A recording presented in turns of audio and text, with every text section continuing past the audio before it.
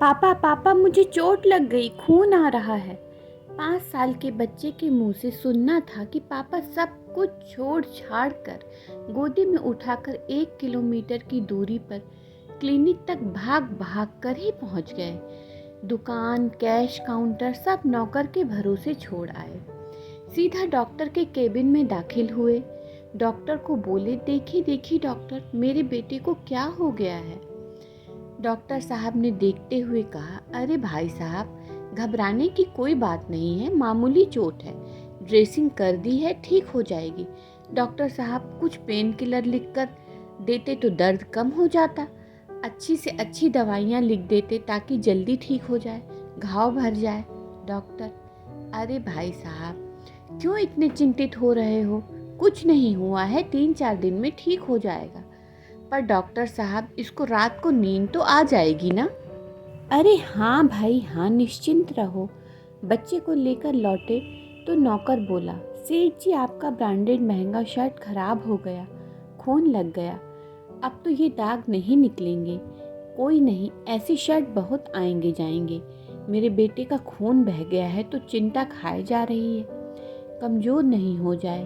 तू जा, एक काम कर, थोड़े सूखे मेवे फ्रूट ले आ, इसे खिलाना पड़ेगा, और तुम दुकान बंद कर लेना, मैं चलता हूँ घर पर। 40 साल बाद दुकान शोरूम में तब्दील हो गई है। भाई साहब का बेटा बिजनेस बखूबी संभाल रहा है। भाई साहब रिटायर्ड हो चुके हैं, घर पर ही रहते हैं। तभी घर से बेटी की पत्नी का फ़ोन आता है।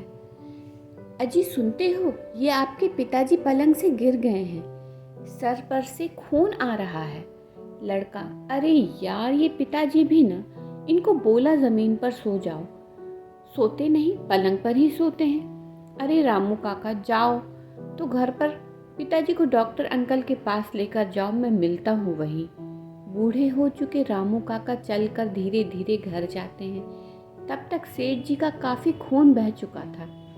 बहू मुंह चढ़ाकर बोली, ले जाओ जल्दी, पूरा महंगा कालीन खराब हो गया है। रामू काका जैसे तैसे तेज साइकिल रिक्शा में सेठ जी को डालकर क्लिनिक ले गए।